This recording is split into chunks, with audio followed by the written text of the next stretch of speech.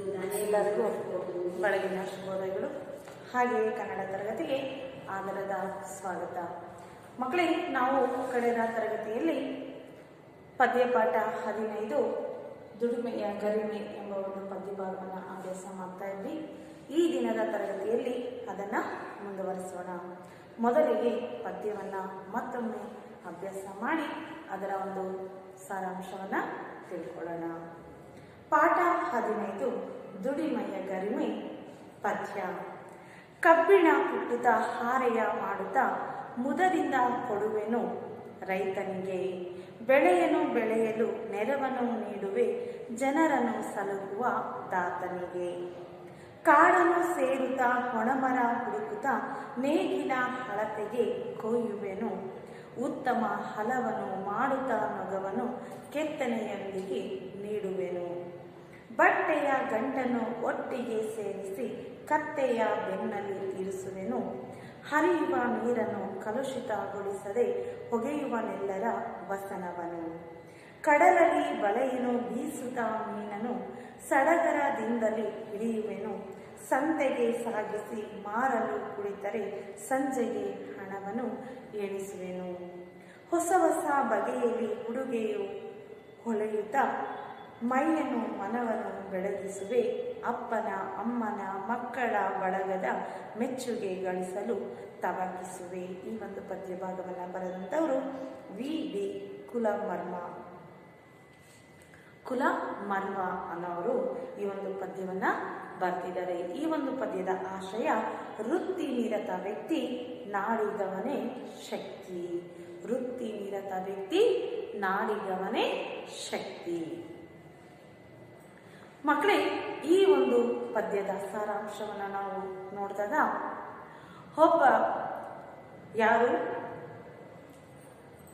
ಕೃಷಿಯಲ್ಲಿ ಉಪಯೋಗಿಸುವಂತಹ ಸಲಕರಣೆಗಳನ್ನು ನಾವು ಎಲ್ಲಿಂದ ತರ್ತೀವಿ? ಮಾರ್ಕೆಟಲ್ಲಿ ವಿವಿಧ ರೀತಿಯಾದಂತಹ ಒಂದು ಅಂಗಡಿಗಳಿರುತ್ತೆ. ಅಂದರೆ ರೈತರಿಗೆ ಬೇಕಾಗುವಂತಹ ಕೃಷಿಗೆ ಉಪಯೋಗಿಸುವಂತಹ ಸಲಕರಣೆಗಳನ್ನು ಮಾರುವಂತಹ ಒಂದು ಅಂಗಡಿ ಇರುತ್ತೆ. ಆ ಅಂಗಡಿಗೆ ಹೋಗಿ ನಾವು ನಮಗೆ ಕೃಷಿ ಮಾಡೋದಕ್ಕೆ ಏನೆಲ್ಲ ವೆಪನ್ಸ್ ಬೇಕೋ, ಸಲಕರಣೆಗಳು ಬೇಕೋ ಅವನ್ನೆಲ್ಲ ತಗೊಂಡ್ಬಂದು ಕೃಷಿಯಲ್ಲಿ ನಾವು ಬಳಕೆ ಮಾಡ್ತೀವಿ. ಅದನ್ನೇ ಇಲ್ಲಿ ಹೇಳ್ತಾ ಇದ್ದಾರೆ. ಕಬ್ಬಿಣ ಕುಟ್ಟುತ್ತಾ ಆ ಕೃಷಿ ಸಲಕರಣೆಗಳನ್ನ ಯಾವುದರಿಂದ ಮಾಡ್ತಾರೆ ಅಂದ್ರೆ ಮೆಟಲ್. ಕಬ್ಬಿಣ ಅನ್ನೋದು ಒಂದು ಮೆಟಲ್. ಆ ಒಂದು ಕಬ್ಬಿಣ, ಫಾರ್ ಎಕ್ಸಾಂಪಲ್, ಆ ಒಂದು ಕಬ್ಬಿಣವನ್ನ ಎಲ್ಲಿ ಯೂಸ್ ಮಾಡ್ತಾರಪ್ಪ ಅಂತಂದ್ರೆ ನಾವು ವಿಂಡೋಸ್ಗೆಲ್ಲ ಯೂಸ್ ಮಾಡ್ತೀವಿ. ಕಿಟಕಿಗಳು, ವಿಂಡೋಸ್ ಮೀನ್ಸ್ ಕಿಟಕಿಗಳು ಕಬ್ಬಿಣದಿಂದ ಒಂಥರ ಯಾವ ಡಿಸೈನ್ ಅಲ್ಲಿ ಬೇಕಾದ್ರೂ ಸಹ ಆ ಡಿಸೈನ್ ಅಲ್ಲಿ ನಾವು ಮನೆಗಳಿಗೆ ಅದನ್ನ ಯೂಸ್ ಮಾಡ್ತೀವಿ. ಅಂತಹ ಕಬ್ಬಿಣದ ಒಂದು ಮೆಟಲ್ ನಿಂದ ಐರನ್ ಅಂತ ನಾವು ಕರಿತೀವಿ. ಆ ಐರನ್ ನಾವು ಮೆಟಲ್ ಅನ್ನ ಏನ್ ಮಾಡಬೇಕು? ಕುಟ್ಟುತ್ತಾ ಅಂತಂದ್ರೆ ಅದನ್ನ ಆ ಐರನ್ ಮೆಟಲ್ ಅನ್ನ ತಗೊಂಡು, ಕಬ್ಬಿಣವನ್ನ ತಗೊಂಡು ಏನ್ ಮಾಡ್ತಾರೆ? ಆ ಒಂದು ಸಲಕರಣೆಗಳನ್ನ ಒಂದೊಂದಕ್ಕೂ ಒಂದೊಂದು ರೀತಿಯಾದಂತ ಒಂದು ಶೇಪ್ ಇರುತ್ತೆ. ಆ ಶೇಪ್ ತರಬೇಕಾದ್ರೆ ಫಸ್ಟ್ ಆ ಒಂದು ಕಬ್ಬಿಣವನ್ನ ಏನ್ ಮಾಡ್ಬೇಕು? ಚೆನ್ನಾಗಿ ಕಾಯಿಸ್ಬೇಕು. ಕಾಯಿಸಾದ್ಮೇಲೆ ರೆಡ್ಗೆ ಚೆನ್ನಾಗಿ ಬರ್ನ್ ಆಗುತ್ತೆ. ಆ ಬರ್ನ್ ಆದಂತಹ ಒಂದು ಕಬ್ಬಿಣವನ್ನ ನಾವು ಯಾವ ಶೇಪಲ್ಲಿ ಬೇಕಾದ್ರೂ ನಾವು ಆ ಶೇಪನ್ನ ಕೊಡಬಹುದು. ಆ ತರ ಇಲ್ಲಿ ಹೇಳ್ತಾ ಇದ್ರೆ ಕಬ್ಬಿಣ ಕುಟ್ಟುತ್ತಾ ಅಂದ್ರೆ ಆ ಕಬ್ಬಿಣವನ್ನ ಕಾಯಿಸ್ತಾ ಅದರ ಮೇಲೆ ಒಂದು ಸುತ್ತಿಗೆ ಅಂತ ಹೇಳ್ತಾರೆ. ಆ ಸುತ್ತಿಗೆಯನ್ನ ತಗೊಂಡು ಹೊಡೆದಾಗ ನಮಗೆ ಯಾವ ಶೇಪಲ್ಲಿ ಬೇಕೋ ಆ ಶೇಪಲ್ಲಿ ಅದನ್ನ ಮಾಡ್ಕೋಬಹುದು. ಹಾರೆಯ ಮಾಡುತ್ತಾ ಕಬ್ಬಿಣ ಕುಟ್ಟುತ್ತಾ, ಕಬ್ಬಿಣದ ಮೇಲೆ ಬಿಸಿಯಾಗಿರುವಂತಹ ಕಬ್ಬಿಣದ ಮೇಲೆ ಜೋರಾಗಿ ಏಟುಗಳನ್ನ ಹೊಡಿತಾ ಹಾರೆಯ ಮಾಡುತ್ತಾ. ಹಾರೆ ಅಂತಂದ್ರೆ ಉದ್ದಕ್ಕೆ ಏನಾದ್ರೂ ಗುಣಿಗಳು ಅಥವಾ ಏನಾದ್ರೂ ಬಂಡೆಗಳನ್ನ ಎತ್ತಬೇಕಾದ್ರೆ ನಾವು ಅದನ್ನ ಯೂಸ್ ಮಾಡ್ತೀವಿ. ಈ ತರ ಉದ್ದಕ್ಕೆ ಒಂದು ಕೋಲಿನ ರೀತಿಯಲ್ಲಿ ಒಂದು ಹಾರೆ ಅನ್ನೋದು ಇರುತ್ತೆ. ಇಲ್ಲಿ ಚೂಪಾಗಿ ಇರುತ್ತೆ. ಇದನ್ನ ಹಾರೆ ಅಂತ ಕರೀತಾರೆ. ಹಾರೆ ನಾವು ಏನಕ್ಕಪ್ಪ ಯೂಸ್ ಮಾಡ್ತೀವಿ ಅಂತಂದ್ರೆ ಗುಣಿಗಳನ್ನ ಮಾಡೋದಕ್ಕೆ ಏನಾದ್ರೂ ಭಾರವಾದ ವಸ್ತುಗಳನ್ನ ಎತ್ತಬೇಕಾದ್ರೆ ಅದ್ರ ಕೆಳಗಡೆ ಒಂದು ಸಪೋರ್ಟ್ ಅನ್ನ ನಾವು ತಗೊಳ್ತೀವಿ. ಇದನ್ನ ಏನಂತ ಕರೀತಾರೆ? ಹಾರೆ ಅಂತ ಕರೀತಾರೆ. ಈ ಹಾರೆಯ ಮಾಡುತ್ತಾ ಮುದದಿಂದ ಕೊಡುವೆನು ರೈತನಿಗೆ. ನಾನೇನಾದ್ರೂ ಒಬ್ಬ ವಸ್ತುಗಳನ್ನ ಅಂದ್ರೆ ಕೃಷಿಗೆ ಬೇಕಾಗಿರುವಂತಹ ವಸ್ತುಗಳನ್ನ ಮಾಡುವ ವ್ಯಕ್ತಿ ನಾನಾದ್ರೆ ನಾನು ಏನ್ ಮಾಡ್ತೀನಿ, ಕಬ್ಬಿಣವನ್ನ ಕೊಟ್ಟಿ ಹಾರವನ್ನ ಮಾಡಿ, ಈ ಒಂದು ಹಾರೆಯನ್ನ ಮಾಡಿ ಮುದದಿಂದ ಅಂತಂದ್ರೆ ಸಂತೋಷದಿಂದ, ಮುದ ಅಂತಂದ್ರೆ ಏನು, ಸಂತೋಷ, ಮುದ ಅಂತಂದ್ರೆ ಸಂತೋಷ, ಹ್ಯಾಪಿಯಾಗಿ ಯಾರಿಗೆ ಕೊಡ್ತೀನಿ, ಮುದದಿಂದ ಕೊಡುವೆನು, ಕೊಡ್ತೀನಿ. ಯಾರಿಗೆ, ರೈತನಿಗೆ. ರೈತ ಅಂತಂದ್ರೆ ಫಾರ್ಮರ್ಗೆ ಕೊಡ್ತೀನಿ ಅಂತ ಇಲ್ಲಿ ಹೇಳ್ತಾ ಇದ್ದಾರೆ. ಯಾರು, ಕುಳ ಮಲ್ವ ಅವರು. ಬೆಳೆಯಲು ನೆರವನ್ನು ನೀಡುವೆ. ಪಾಪ ಕೃಷಿಕನಿಗೆ ಬೆಳೆಗಳನ್ನ ಬೆಳಿಬೇಕಾದ್ರೆ ಏನೇನ್ ಸಹಾಯ ಬೇಕು, ನೆರವನ್ನು ಅಂತಂದ್ರೆ ಸಹಾಯ, ಹೆಲ್ಪ್ ಅನ್ನ ನೀಡುವೆ. ನನ್ನ ಪರವಾಗಿ ನಾನು ಆ ರೈತನಿಗೆ ಸಹಾಯವನ್ನ ಮಾಡ್ತೀನಿ. ಜನರನ್ನು ಸಲಹುವ ದಾತನಿಗೆ. ಜನರನ್ನ, ನಮ್ಮೆಲ್ಲರನ್ನು ಸಹ ಸಲಹುತ್ತಾ ಇರುವಂತಹ, ನಮಗೆ ಊಟ ಕೊಟ್ಟು ನಮ್ಮ ಜೀವನಕ್ಕೆ ಸಹಾಯ ಮಾಡ್ತಾ ಇರುವಂತಹ ರೈತನಿಗೆ ನಾನು ಸಹಾಯ ಮಾಡ್ತೀನಿ ಅಂತ ಇಲ್ಲಿ ಕವಿ ಹೇಳ್ತಾ ಇದ್ದಾರೆ. ನೋಡಿ ಮಕ್ಕಳಿಗೆ ಮತ್ತೊಮ್ಮೆ, ಕಬ್ಬಿಣ ಕುಟ್ಟುತ್ತಾ ಹಾರೆಯ ಮಾಡುತ್ತಾ. ಕಬ್ಬಿಣವನ್ನ ಕುಟ್ಟಿದಾಗ ಮಾತ್ರ ಹಾರೆ ಮಾಡೋದಕ್ಕೆ ಸಾಧ್ಯ ಆಗುತ್ತೆ. ಆ ಹಾರೆಯನ್ನ ಮಾಡಿಬಿಟ್ಟು ಮುದದಿಂದ, ಸಂತೋಷದಿಂದ, ಓ ನಾನೊಬ್ಬ ರೈತನಿಗೆ ಸಹಾಯ ಮಾಡ್ತಾ ಇದ್ದೀನಿ ಅನ್ನೋ ಒಂದು ಖುಷಿಯಿಂದ ಕೊಡುವೆನು ರೈತನಿಗೆ. ನನ್ನ ಪರವಾಗಿ ಈ ಒಂದು ಹಾರೆಯನ್ನ ಅವನ ಒಂದು ಕೃಷಿಯಲ್ಲಿ ಬಳಕೆ ಮಾಡ್ಕೊಳ್ಳೋದಕ್ಕೆ, ಯೂಸ್ ಆಗೋದಕ್ಕೆ ಹಾರೆಯನ್ನ ಕೊಡ್ತಾ ಇದ್ದೀನಿ ನಾನು ರೈತನಿಗೆ ಅಂತ ಹೇಳ್ತಾರೆ. ಬೆಳೆಯಲು ಅವನು ಕೃಷಿಯಲ್ಲಿ ಆತ ಯಾವ ಬೆಳೆಗಳನ್ನ ಬೆಳೆಯೋದಕ್ಕೆ, ಬೆಳೆಗಳು ಮೀನ್ಸ್ ಕ್ರಾಪ್ಸ್, ಆ ಕ್ರಾಪ್ಸ್ ಅನ್ನ ಬೆಳೆಯೋದಕ್ಕೆ ನಾನು ಸಹಾಯ ಮಾಡ್ತೀನಿ ಅಂತ ಜನರನ್ನು ಸಲಹುವ ದಾತನಿಗೆ, ಇಡೀ ಪ್ರಪಂಚದ, ಇಡೀ ವರ್ಲ್ಡ್ಗೆಲ್ಲ ನಾನು ಆಹಾರವನ್ನ ಕೊಡ್ತಾ ಇರುವಂತಹ ರೈತನಿಗೆ ಸಹಾಯ ಮಾಡ್ತೀನಿ ಅಂತ ಕವಿಯಲ್ಲಿ ಹೇಳ್ತಾ ಇದ್ದಾರೆ. ಮತ್ತೊಮ್ಮೆ ನೋಡಿ, ಮತ್ತೊಂದು ಪದ್ಯದಲ್ಲಿ 4 ಸಾಲುಗಳಲ್ಲಿ ಏನ್ ಹೇಳ್ತಾರೆ, ಕಾಡನ್ನು ಸೇರುತ್ತಾ. ಇನ್ನೊಂದು, ಬರೀ ಕಬ್ಬಿಣದಿಂದ ಮಾತ್ರ ನಾವು ಕೃಷಿ ಸಲಕರಣೆಗಳನ್ನ ಮಾಡೋದಕ್ಕಾಗಿಲ್ಲ, ಅದ್ರ ಜೊತೆಗೆ ಇನ್ನೇನ್ ಬೇಕಪ್ಪ ಅಂತಂದ್ರೆ ಸೌದೆ ಬೇಕು, ಕಟ್ಟಿಗೆ ಅಂತಂದ್ರೆ ಒಣಗೋಗಿರುವಂತಹ ಕಟ್ಟಿಗೆಯೂ ಸಹ, ಕಟ್ಟಿಗೆಯಿಂದ ಸೋ ಮೆನಿ ಸಲಕರಣೆಗಳನ್ನ ನಾವು ರೈತರಿಗೆ ಮಾಡಿ ಕೊಡಬಹುದು. ಅದು ಹೇಗೆ, ಕಾಡನ್ನು ಸೇರುತ್ತಾ, ಕಾಡಿಗೆ ಹೋಗ್ತೀನಿ.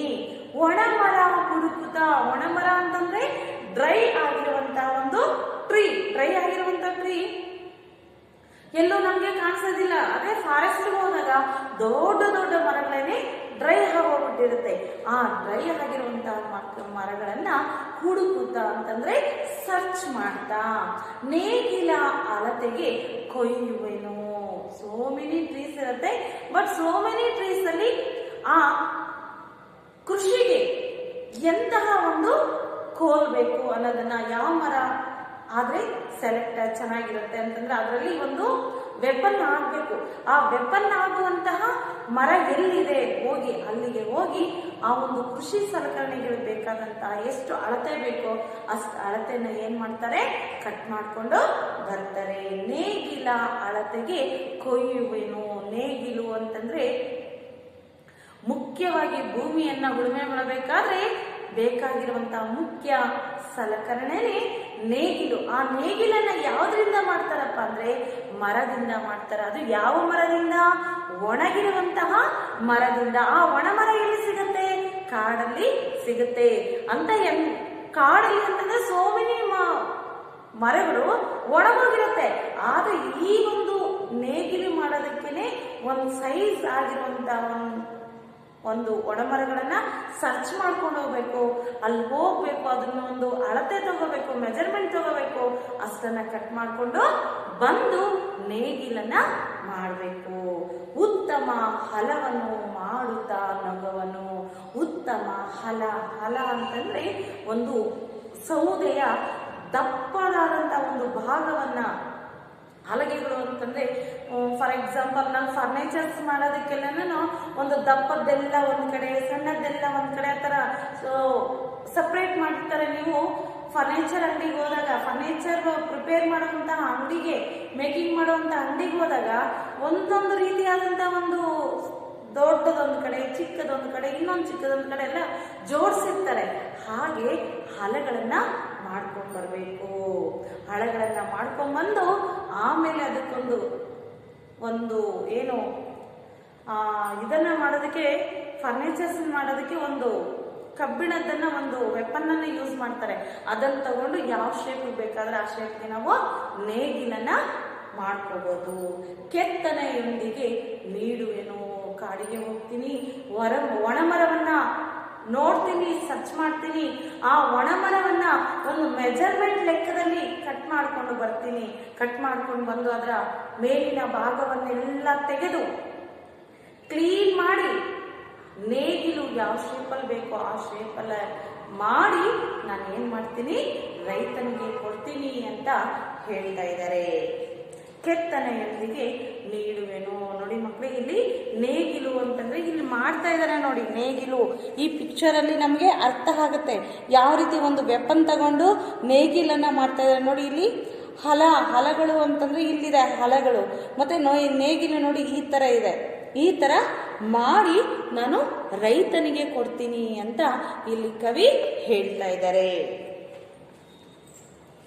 ಹಾಗೆಯೇ ಮತ್ತೊಂದು 4 ಸಾಲುಗಳಲ್ಲಿ ಬಟ್ಟೆಯ ಗಂಟನು ಒಟ್ಟಿಗೆ ಸೇರಿಸಿ ಒಂದು ಮತ್ತೆ ರೈತ ನಮ್ಮ ಪ್ರಪಂಚದ ಬೆನ್ನೆಲುಬು ಅಂತಿರ್ಬೋದು. ಫಾರ್ ಎಕ್ಸಾಂಪಲ್, ನಾವು ಮನುಷ್ಯರು ನಡಿಬೇಕಾದ್ರೆ, ಕುತ್ಕೊಬೇಕಾದ್ರೆ ನಮಗೆ ಬ್ಯಾಕ್ ಬೋನ್ ಯಾವ ರೀತಿ ಸಪೋರ್ಟು, ಹಾಗೇನೆ ಇಡೀ ಪ್ರಪಂಚದ ಜನ ಜೀವನ ಮಾಡಬೇಕಾದ್ರೆ ಆರೋಗ್ಯವಾದಂತ ಒಂದು ಆಹಾರವನ್ನ ತಗೊಳ್ಬೇಕಾದ್ರೆ ಆ ಆಹಾರವನ್ನೆಲ್ಲ ಯಾರಪ್ಪ ಪ್ರಿಪೇರ್ ಮಾಡ್ಕೊಡ್ತಾರೆ ಅಂತಂದ್ರೆ ರೈತ ಇದ್ರೆ ನಾವು, ಇಲ್ಲ ಅಂತಂದ್ರೆ ಇಲ್ಲ.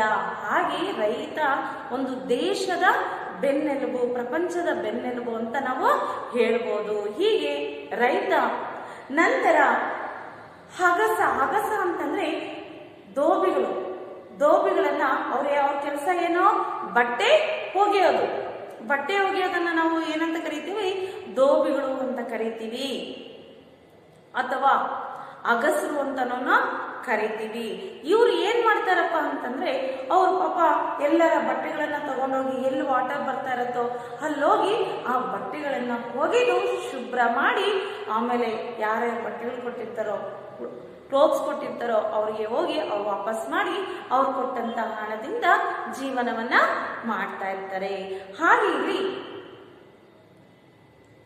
ಬಟ್ಟೆಯ ಗಂಟನ್ನು ಒಟ್ಟಿಗೆ ಸೇರಿಸಿ, ಇದು ದೋಬಿಗಳಿಗೆ ಏನಪ್ಪ ಮಾಡ್ತಾರೆ ಅಂತಂದ್ರೆ, ಅವರು ಏನ್ ಮಾಡ್ತಾರೆ, ಬಟ್ಟೆಯ ಗಂಟನು ಅಂದ್ರೆ ಎಲ್ಲರೂ ಕೊಟ್ಟಿರ್ತಾರೆ ಅಂತಹ ಒಂದು ಗಂಟನ್ನ ಎಲ್ಲಿ ನೀರು ಬರ್ತಾ ಇರತ್ತೋ ಅಲ್ಲಿಗೆ ತಗೊಂಡೋಗ್ತಾರೆ.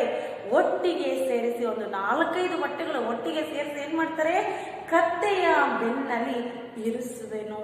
ಎಲ್ಲ ಬಟ್ಟೆಗಳು ಗಂಟುಗಳನ್ನ ಕಟ್ಬಿಟ್ಟು ಅದರ ಒಂದು ಪ್ರಾಣಿ ಇರುತ್ತೆ. ಅಂದ್ರೆ ಆ ಕತ್ತೆಯನ್ನ ನಾವು ಏನಂತ ಕರಿತೀವಿ, ಡಾಂಕಿ ಮೇಲೆ ಹೆತ್ಬಿಟ್ಟು ಅವರು ಎಲ್ಲಿ ನೀರಿರತ್ತೋ ಆ ಪ್ಲೇಸ್ಗೆ ತಗೊಂಡೋಗ್ತಾರೆ. ಹಾಗೆ ಇಲ್ಲಿ ಅವ್ರ ಬಟ್ಟೆಗಳನ್ನೆಲ್ಲ ಕತ್ತೆಯ ಒಂದು ಬೆನ್ನಲ್ಲಿ, ಡಾಂಕಿಗೆ ಪಾಪ ಬೆನ್ನ ಮೇಲೆ ಹಾಕ್ಬಿಡ್ತಾರೆ. ನೀರಿರೋ ಕಡೆ ಅದನ್ನ ಓಡಿಸ್ಕೊಂಡು ಹೋಗ್ತಾರೆ. ಹರಿಯುವ ನೀರನ್ನು ಕಲುಷಿತಗೊಳಿಸದೆ, ನೀರು ಈಗಾಗಲೇ ಹರಿತಾ ಇರಬೇಕು ಅಂದ್ರೆ ವಾಟರ್ ಫ್ಲೋ ಆಗ್ತಾ ಇರಬೇಕು ಅಂತ ಪ್ಲೇಸ್ಗೆ ಹೋಗ್ತಾರೆ. ಅಂತ ಪ್ಲೇಸ್ಗೆ ಹೋಗಿ ಅಲ್ಲಿ ನೀರನ್ನ ಕಲುಷಿತಗೊಳಿಸದೆ, ಕಲುಷಿತ ಅಂದ್ರೆ ಏನು ಮಾಲಿನ್ಯ ಮಾಡದೆ, ಏನಂತಾರೆ ಅದನ್ನ ಪಲ್ಯೂಟ್ ಮಾಡ್ದಿರ ಏನ್ ಮಾಡ್ತಾರೆ, ಆ ವಾಟರ್ ನಲ್ಲೇನೆ ಬಟ್ಟೆಗಳನ್ನೆಲ್ಲ ಹೋಗಿತಾರೆ. ಯಾಕೆ ಪೊಲ್ಯೂಷನ್ ಆಗಲ್ಲಪ್ಪ ಅಂತಂದ್ರೆ ಆ ವಾಟರ್ ಏನಾಗ್ತಾ ಇರುತ್ತೆ, ಫ್ಲೋ ಆಗ್ತಾ ಇರುತ್ತೆ. ಮೇಲ್ಗಡೆಯಿಂದ ವಾಟರ್ ಬರ್ತಾ ಇರುತ್ತೆ, ಕೆಳಗಡೆ ಹೋಗ್ತಾ ಇರುತ್ತೆ. ಹಾಗಾಗಿ ಬಟ್ಟೆಗಳನ್ನ ಹರಿಯುವ ನದಿಯಲ್ಲಿ ಒಗಿತಾರೆ, ಬಟ್ ನೀರ್ ಮಾತ್ರ ಅವರು ಪಲ್ಯೂಟ್ ಮಾಡೋದಿಲ್ಲ. ಒಗೆಯುವನೆಲ್ಲರ ವಸನವನು. ಒಗೆಯುವನು ಅಂತಂದ್ರೆ ಬಟ್ಟೆಗಳನ್ನ ನಾವು ಕ್ಲೀನ್ ಮಾಡ್ತೀವಲ್ಲ, ಆ ಒಂದು ಸ್ಥಿತಿಯನ್ನ ಅಥವಾ ಆ ಒಂದು ಕೆಲಸವನ್ನ ಬಟ್ಟೆ ಒಗೆಯುವುದು ಅಂತ ಕರೀತೀವಿ. ಹಾಗೆ ಹೇಳ್ತಾ ಇದ್ದಾರೆ, ಒಗೆಯುವನೆಲ್ಲರ ವಸನವನು. ವಸನವನು ಅಂದ್ರೆ ವಸನ ಅಂತಂದ್ರೆ ಬಟ್ಟೆಗಳನ್ನ, ಎಲ್ಲರ ಬಟ್ಟೆಗಳನ್ನ ಒಗಿತೀನಿ ಅಂತ ಹೇಳ್ತಾ ಇದ್ದಾರೆ. ಅಂದ್ರೆ ಬಟ್ಟೆಯ ಗಂಟನು ಒಟ್ಟಿಗೆ ಸೇರಿಸಿ, ಯಾರ್ಯಾರು ಕೊಟ್ಟಿರ್ತಾರೆ ಎಲ್ಲರ ಬಟ್ಟೆಗಳನ್ನ ಒಬ್ಬೊಬ್ರದ್ದು ಒಂದೊಂದು ಮೂಟೆ ಕಟ್ಟಿಬಿಡ್ತಾರೆ. ಆ ಮೂಟೆಗಳನ್ನ ಕತ್ತೆ ಮೇಲೆ ಹಾಕ್ತಾರೆ. ಕತ್ತೆ ಮೇಲೆ ಹಾಕಿ ಎಲ್ಲಿ ನೀರು ಹರಿತಾ ಇರುತ್ತೋ ಆ ಪ್ಲೇಸ್ಗೆ ಹೋಗ್ತಾರೆ. ಪಾಪ ಒಂದ್ 4-5 ಬಟ್ಟೆಗಳನ್ನ ಜೊತೆ ಸೇರಿಸ್ಕೊಂಡು ಒಗೆದು ಆ ನೀರಲ್ಲಿ ಅದ್ದಿ ಒಣಗಾಕ್ತಾರೆ. ಹಾಗೇನೆ ನೀರನ್ನು ಸಹ ಅವರು ಕಲುಷಿತ ಮಾಡೋದಿಲ್ಲ. ಹೌದಾಕಿ ಬಟ್ಟೆಗಳನ್ನ, ಎಲ್ಲರ ಬಟ್ಟೆಗಳನ್ನ ಏನ್ ಮಾಡ್ತಾರೆ ಇವರು? ಕ್ಲೀನ್ ಮಾಡ್ತಾರೆ. ಅವರನ್ನ ನಾವು ಏನಂತ ಕರಿತೀವಿ? ದೋಬಿಗಳು ಅಂತ ಕರಿತೀವಿ. ಅವಂತಹ ಕೆಲಸವನ್ನು ಸಹ ಮಾಡೋರು ಸುಮಾರು ಜನ ಇದ್ದಾರೆ. ಮತ್ತೊಂದು ಕೆಲಸ ಯಾವ್ದಪ್ಪ ಅಂತಂದ್ರೆ ಫಿಶಿಂಗ್ ಮಾಡೋದು. ಫಿಶಿಂಗ್ ಮಾಡೋದು ಅಂತಂದ್ರೆ ನೀರು ಎಲ್ಲಿರುತ್ತೋ ಅಲ್ಲಿ ಮೀನುಗಳಿರುತ್ತೆ. ಆ ಮೀನುಗಳನ್ನ ಹಿಡಿದು ತಗೊಂಬಂದು ಸಂತೆಯಲ್ಲಿ ಮಾರಿ ಹಣವನ್ನ ಗಳಿಸುವಂತ ಒಂದು ಕೆಲಸನೂ ಸಹ ಕೆಲವರು ನಮ್ಮಲ್ಲಿ ಮಾಡ್ತಾರೆ. ಅವ್ರ ಕೆಲಸ ಏನ್ ಮಾಡ್ತಾರೆ? ಕಡಲಲ್ಲಿ ಬಲೆಯನ್ನು. ನೋಡಿ ಮಕ್ಕಳೇ, ಕಡಲು ಅಂತಂದ್ರೆ ಸಮುದ್ರ. ಏನು ಕಡಲು ಅಂತಂದ್ರೆ ಸಮುದ್ರ. ಇಂಗ್ಲಿಷ್ ಅಲ್ಲಿ ನಾವು ಅದನ್ನ ಏನಂತ ಕರಿತೀವಿ? ಸಿ ಅಂತ ಕರಿತೀವಿ. ಕನ್ನಡದಲ್ಲಿ ಏನಂತ ಕರಿತೀವಿ? ಸಮುದ್ರ ಅಥವಾ ಕಡಲು ಅಂತ ಕರಿತೀವಿ. ಕನ್ನಡದಲ್ಲಿ, ಇಂಗ್ಲಿಷ್ ಅಲ್ಲಿ ನಾವು ಸಿ ಅಂತ ಕರಿತೀವಿ. ಈ ಕಡಲಿಗೆ ಬಲೆಯನ್ನು ಬೀಸುತ್ತಾ, ಬಲೆ ಅಂತಂದ್ರೆ ಫಿಶಿಂಗ್ ಮಾಡೋದಕ್ಕೆ ಒಂದು ಬಲೆ ಇರುತ್ತೆ, ನೆಟ್ ಇರುತ್ತೆ. ಆ ನೆಟ್ ಏನ್ ಮಾಡ್ತಾರೆ? ಬೀಸ್ತಾರೆ. ನೆಟ್ಟನ್ನ ಬೀಸಿ ಏನ್ ಮಾಡ್ತಾರೆ? ಮೀನು ಅಂದ್ರೆ ಫಿಶ್. ಆ ಫಿಶ್ ಅನ್ನ ಏನ್ ಮಾಡ್ತಾರೆ? ಸಡಗರದಿಂದಲೇ ಹಿಡಿಯುವನು. ಆ ಮೀನುಗಳನ್ನ ಹಿಡ್ಕೊಂತೀನಿ. ತುಂಬಾ ನೋಡಿ, ಆ ಫಿಶ್ಗಳು ಜಂಪ್ ಮಾಡ್ತಾ ಇದ್ರೆ ನೋಡೋದಕ್ಕೇನೆ ಖುಷಿ, ಅಂತದ್ದು ಅದನ್ನ ಹಿಡಿಯೋದಕ್ಕೆ ಒಂದು ಖುಷಿ ಆಗುತ್ತೆ. ಕೆಲವರು ಭಯ ಪಡ್ತಾರೆ, ಆದ್ರೆ ಅದೇ ಕೆಲಸ ಮಾಡೋರಿಗೆ ಅದು ಭಯ ಆಗೋದಿಲ್ಲ. ಅವನ್ನ ಸಂತೋಷದಿಂದ, ಖುಷಿಯಿಂದ ಅವನ್ನೇನೋ ಆಟ ಆಡ್ಕೊಂಡು ಆ ಫಿಶಿಂಗ್ ಮಾಡೋದಕ್ಕೆ ಇನ್ನೂ ಖುಷಿ ಪಡ್ತಾರೆ. ಸಂತೆಗೆ ಸಾಗಿಸಿ ಮಾರಲು ಕುಡಿತಾರೆ. ಇಲ್ಲಿ ವಾಟರ್ ಇರುತ್ತೋ, ಫಿಶ್ಗಳು ಇರುತ್ತೋ, ಅಲ್ಲಿ ಸರಿ ಸಮುದ್ರಕ್ಕೆ ಹೋಗ್ತಾರೆ, ಬಲೆಯನ್ನ ಬೀಸ್ತಾರೆ.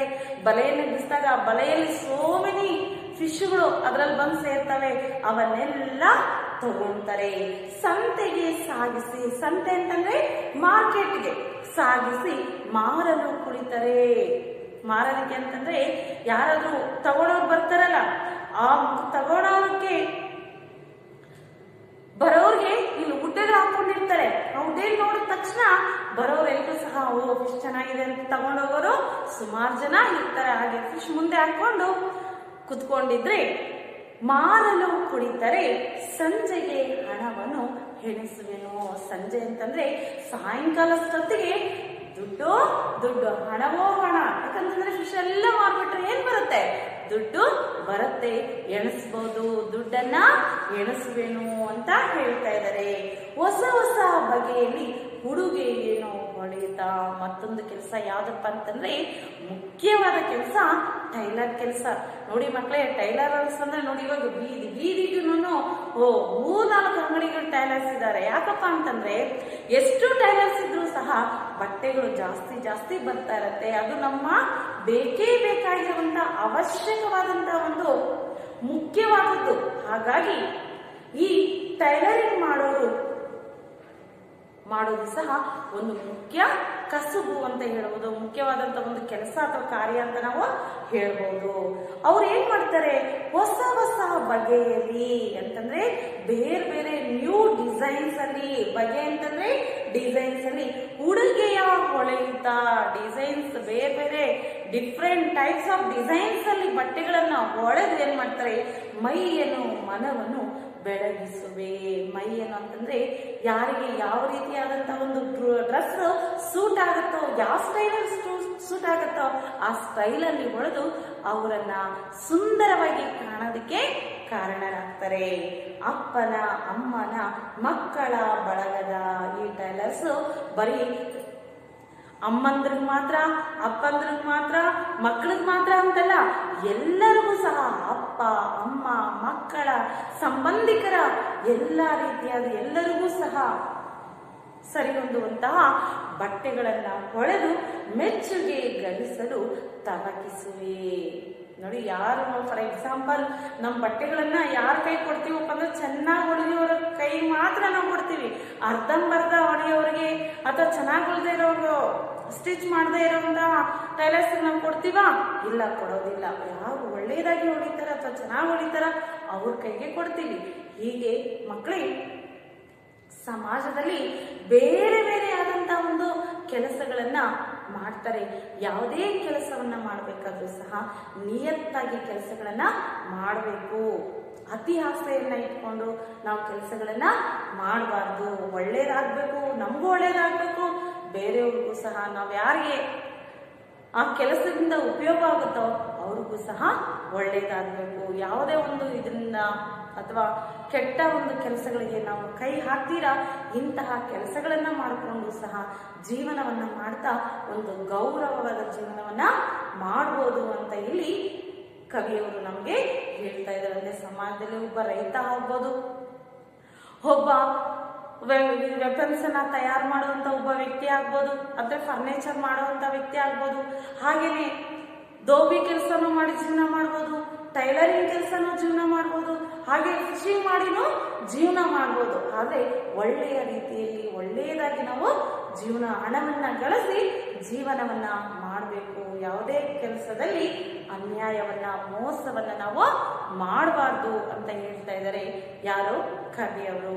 ಮಕ್ಕಳೇ, ಇಷ್ಟು ನಮ್ಮ ಜೀವನದಲ್ಲೂ ಸಹ ನಾವು ಇದನ್ನ ಅಳವಡಿಸ್ಕೊಂತ ಈ ಒಂದು ಪದ್ಯ ಭಾಗವನ್ನ ಇಲ್ಲಿಗೆ ಮುಕ್ತಾಯ ಮಾಡ್ತಾ ಇದ್ದೀವಿ. ಮುಂದಿನ ಭಾಗದಲ್ಲಿ ಭೇಟಿಯಾಗೋಣ. ಧನ್ಯವಾದಗಳು.